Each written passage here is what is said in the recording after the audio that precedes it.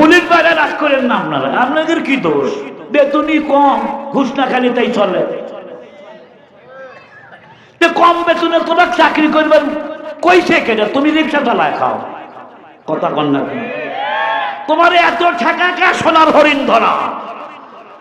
আমি একজন ওসিকে জানি, বাংলাদেশের একজন ওসি, সে অদ্যবধি সে ওসিতে চাকরিরত আছে, অদ্যবধি সে একটা টাকা ঘুষ খায় নাই।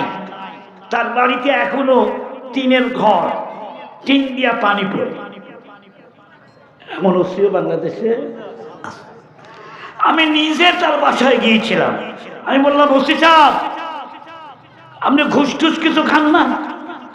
হুজুর 3টে ছেলেকে লেখাপড়া করাই, যা বেতন পাইয়া দিয়ে হয় না, বিল্ডিং দিব কি দিয়ে, আমি আমার জীবনই তো চলে না। আমি বললাম যে এত সৎ আপনি কেমন করে হলেন?